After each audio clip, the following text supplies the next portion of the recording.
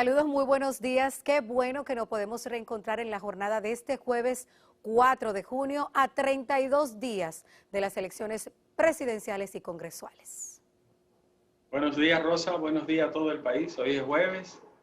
Estamos casi finalizando la semana laboral y siempre es un gratísimo honor contar con toda la teleaudiencia de la gente que nos sigue. Gracias. Muchísimas gracias por estar con nosotros. Muchas informaciones hoy, Rosa. Sí, hay muchas informaciones. Vi recientemente que el ministro de Educación, Ricardo, ha hablado de que van a recontratar a más de 7.300 profesores. No sé si es una buena noticia porque se supone que en este año debe haber un concurso y que deben ser nombrados, ¿no? Pero está hablando de recontratar. Son esos empleados que no están fijos, que están en la nómina de contratados, que no reciben el mismo salario ni el mismo trato, no tienen los beneficios de un empleado en sí. Así es. Algunos de esos maestros ya anteriormente habían estado a manera de contrato en el sistema. Al vencerse el contrato, no participaron en el concurso, no se lo renovaron, pero son personas, la mayoría, que están de alguna forma vinculadas al sistema. Eso es correcto, deben de esperar el concurso, ¿verdad? Pero si pueden trabajar mediante una forma de contratación, mientras tanto, lo consideramos positivo. Es una buena medida del ministerio. Bueno. Además de que esa gente necesita su trabajo, Rosa.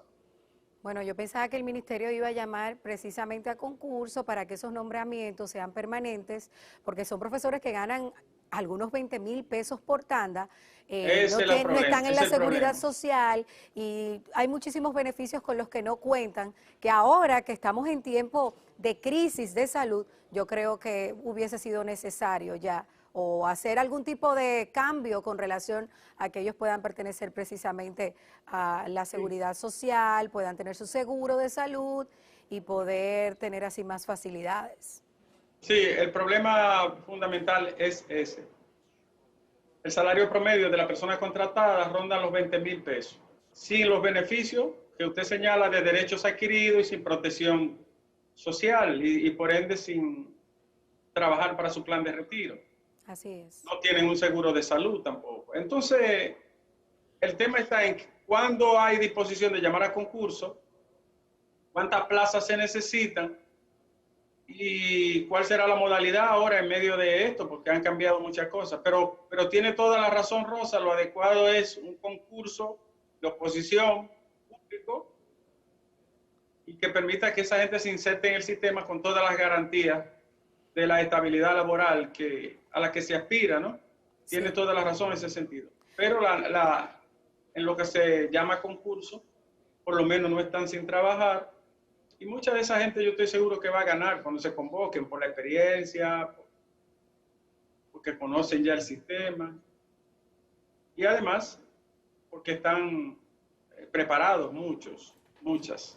Bueno, ya aquí en República Dominicana sobrepasamos los 18.000 contagiados por coronavirus, para ser específicos 18.040 y la cantidad de fallecidos ya alcanza la cifra de 516. Ayer empezamos la segunda fase de reapertura económica, mucha gente empezó a salir a las calles. Hoy temprano, Ricardo, amigos televidentes, ahí en Pintura vi cantidad de gente quedada esperando abordar algún tipo de transporte público, pero cientos de personas en Pintura y esperando. Ya sabemos que tienen la autorización de abordar hasta el 60% de los pasajeros y ya ustedes saben la cantidad de personas varadas antes de las 7 de la mañana. Este miércoles miles de trabajadores ya empezaron a regresar a sus labores.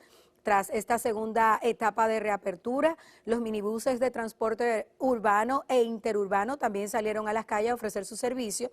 Ahora los minibuses van a operar, como le estaba mencionando, con el 60% de sus pasajeros, aunque hay otros que lo hacen solo con el 50%, y hay nuevos protocolos sanitarios. Vamos a escuchar algunas de las reacciones de los choferes y de ciudadanos, de pasajeros, porque también Conatra ha puesto un inconveniente de no ser parte de esta segunda fase porque aseguran que el Estado debe de pagarle unos 17.000 millones de pesos que le adeudan. Vamos a escuchar. En un proceso normal hay autobuses que cogen 17, 19 pasajeros y en esta oportunidad estaba agotando un 60%, que serán 13 pasajeros. con un pasajero delante y 3 por asiento. Porque eso solamente es un mediante mientras está iniciando. De que ustedes dan la espalda y que no hay nadie, vamos a estar todos como sardinas igualitos. Lo que deberían fue no abrir nunca. Tenemos distanciamiento en la persona con huellas que impiden que la gente se esté acercando. Tenemos gel en todos los baños, en todas las terminales. Todo el mundo con mascarilla, todo el mundo con higienizantes, las filas, la distancia que hay que mantener dentro de las terminales. Hay autobuses que perderían 10.000 pesos diarios. En una semana, imagínense una empresa que tenga 30 autobuses y pierda 10.000 pesos diarios por autobús. Entonces es una pérdida que nosotros no estamos en la condición de soportar. Algo estaba haciendo, entonces que no quería que lo grabe. Ricardo, y ayer veíamos en la cobertura de Noticias SN cómo una de las guaguas en el Parque Enriquillo, de las que iba a San Pedro, uno de sus pueblos, se fue con un solo pasajero, con uno. Sí, pero en la capital, como se vio en esas imágenes, no se está respetando el 60%. Ahí van pegados a la gente. Y eso, señores, va a ser impracticable porque es que la demanda de pasajeros es demasiado elevada y las unidades están escasas, mucho más si Conatra no entra de forma efectiva con todas sus unidades. Rosa, esto es un de nunca acabar, ¿eh? Sí. Estuve hablando con una línea de transporte interprovincial y de la más importante, y me decían ellos que estaba viajando un 2% el primer día. Solamente se presentó un 2%. Para ellos también eso es un problema económico de gran envergadura.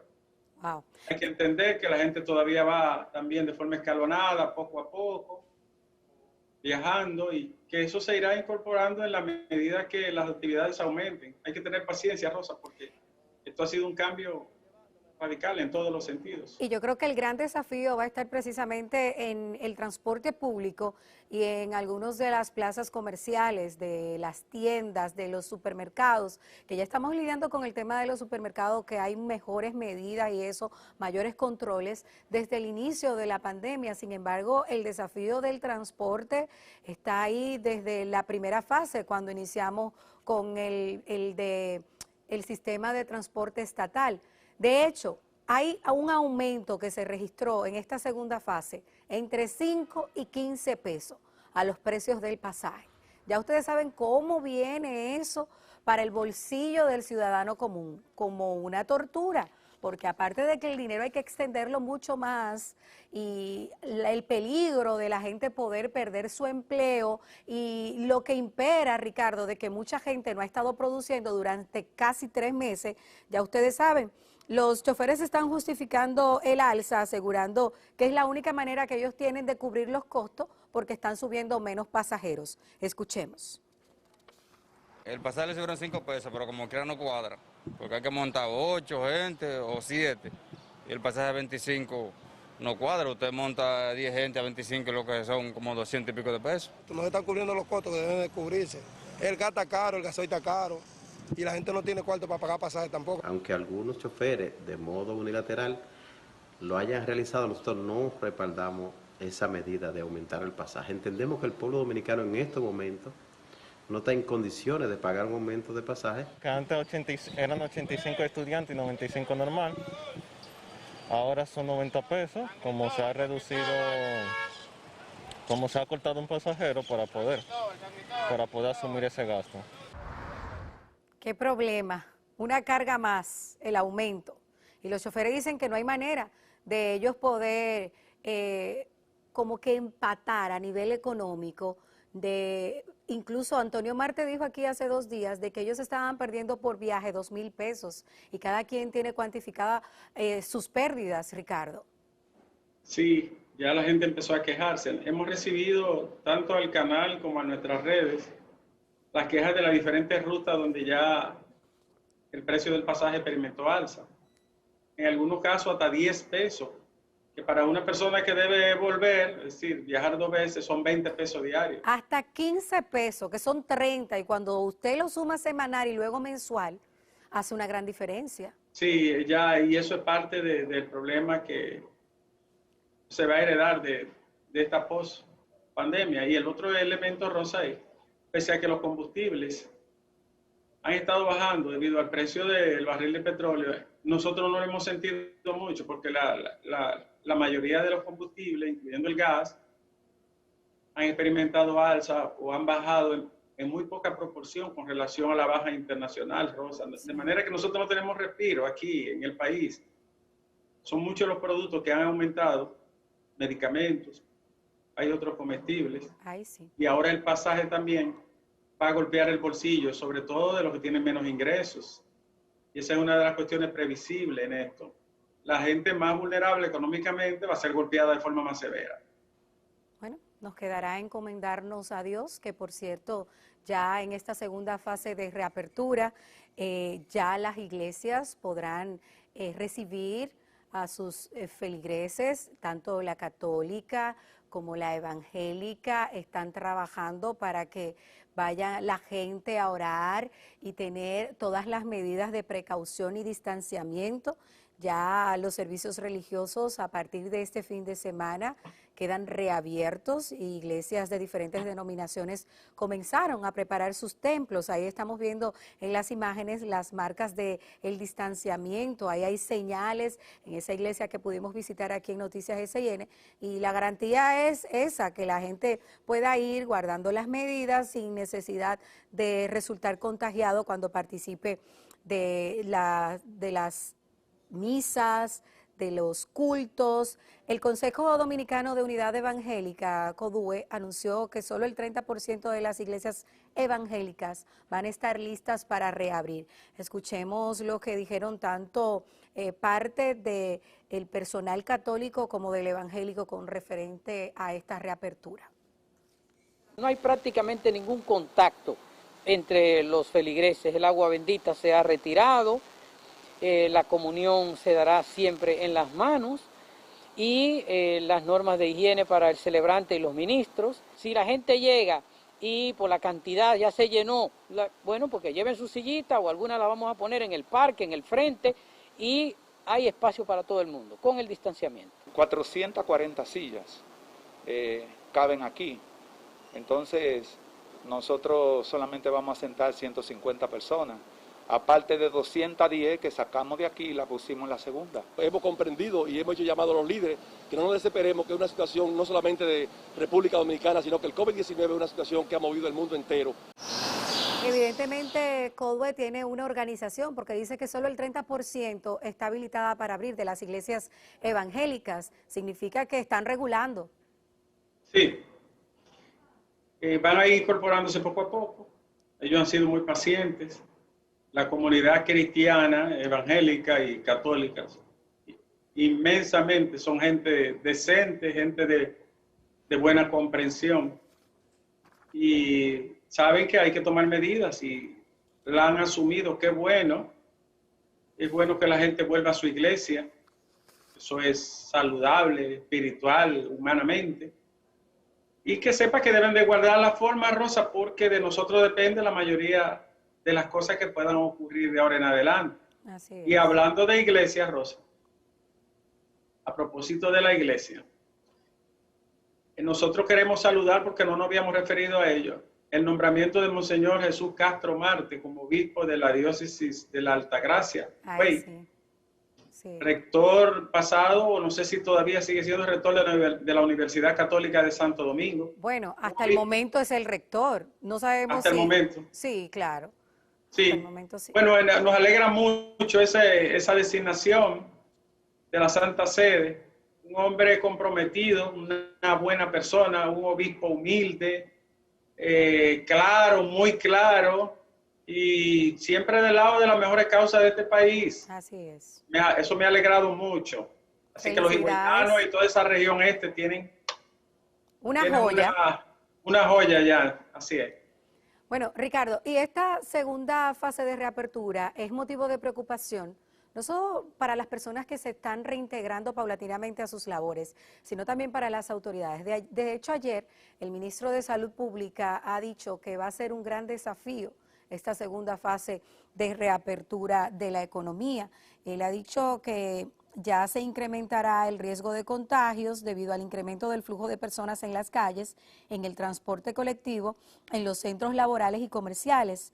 El ministro informó que en la última jornada solo murió una persona por coronavirus, por lo que ya, como dijimos al inicio, el número de víctimas mortales por esta enfermedad en República Dominicana asciende a 516 y ya los casos también superan los 18.040 la cantidad de contagios acumulados. Vamos a ver lo que dijo el ministro durante el boletín de este miércoles.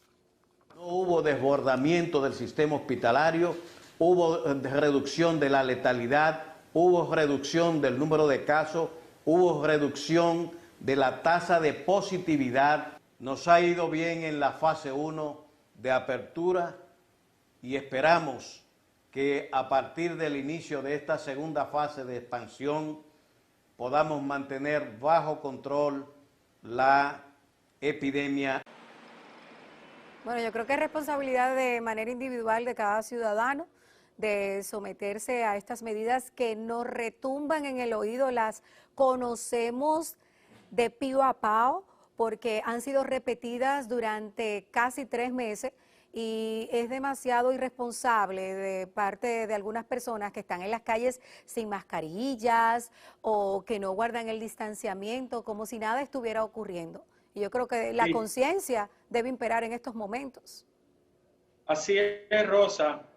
A propósito del comentario anterior y vinculándolo al tema de esta fase, ¿no?, de la economía y de la incorporación de las actividades comerciales, mucha gente reaccionó, Rosa. Dice un televidente, mi esposa gastaba 60 pesos para ir y venir de pasaje. Ahora está gastando 110.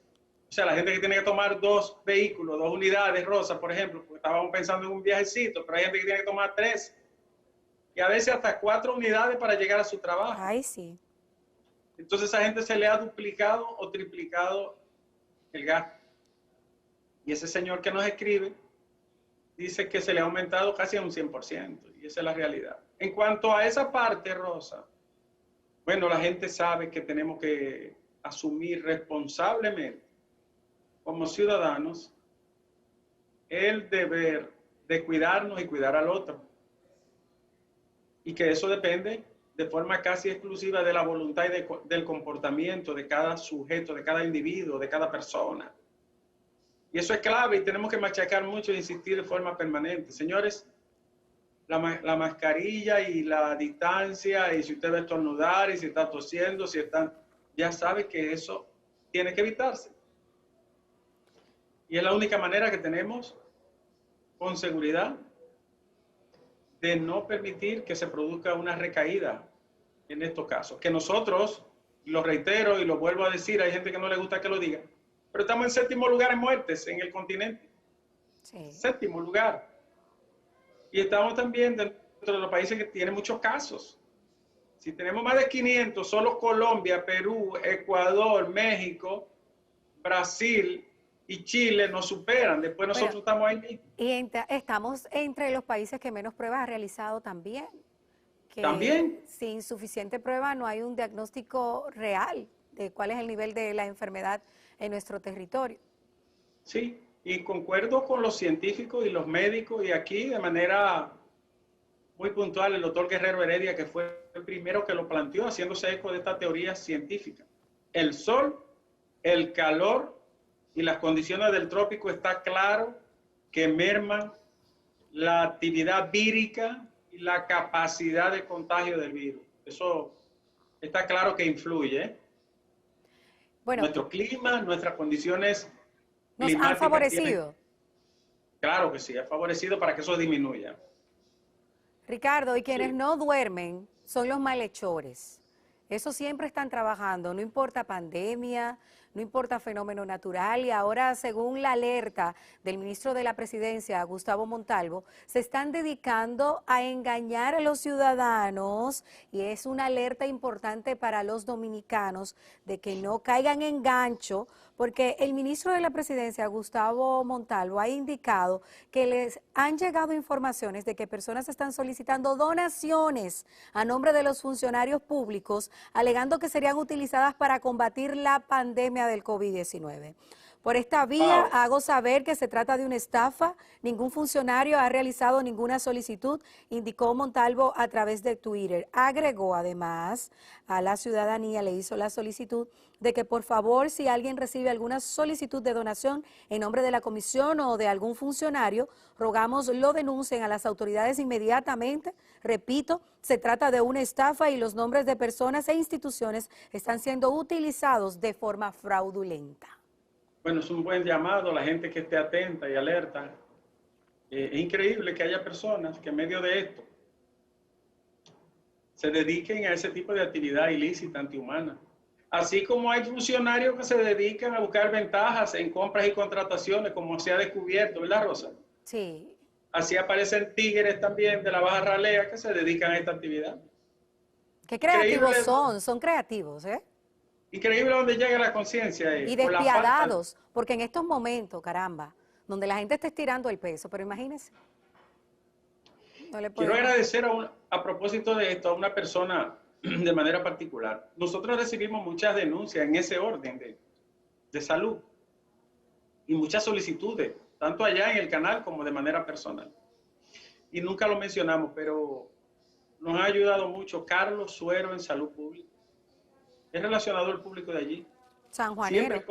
Sanjuanero de los buenos. Siempre coge el teléfono, siempre responde, hace toda la diligencia. Y esta semana hemos tenido que hacer pruebas, gente que está en condiciones difíciles. Y qué bueno tener gente así en la función pública, que no se cansa, que cumple con su deber. Un saludo y muchas felicitaciones por ese don de colaboración, de servicio, ¿no? Por el que tanta gente puede salvarse o mejorar su condición de vida. Y así mismo hay mucha gente en salud pública que molestamos, ¿no? Porque ustedes lo saben, que la gente que tiene precariedad, todo se le dificulta de forma doble o triple. Diógenes Aybar, el doctor Bienvenido Peña, que también ahora Pero dice en el Servicio Nacional de Salud, Chanel, Rosa Chupani. bueno, Chanel, yo nunca había visto un funcionario que conteste los teléfonos sin saber de quién se trata. Y que sea tan diligente como Chanel, sin esperar nada a cambio, ¿eh? Hoy no me respondió y era para resolverle un problema a él. Bueno, a mí Pero no me respondió, para usted vea lo que es la vida. Bueno, Bien. qué bueno, porque para eso son funcionarios, para funcionar. Y es bueno Claro, que... además se le paga para eso. Y qué Exacto. bueno que lo asumen con esa conciencia, porque esa es la función de la gente que está para servir. No como algunos empingorotados, Rosa, ¿no? Algunos empingorotados. Sí. Que están allá arriba en la estratosfera, ¿no? Algunos sanjuaneros. No, hay de Bonao, de San Pedro. No. Mire, Ricardo, hay otra preocupación en el pueblo dominicano y es el déficit de divisas y pesos en el presupuesto. Ay, sí. Don Bernardo Vega hoy en su comentario va a tratar este tema. Pasamos con él de inmediato. Buen día, don Bernardo. Muy buenos días.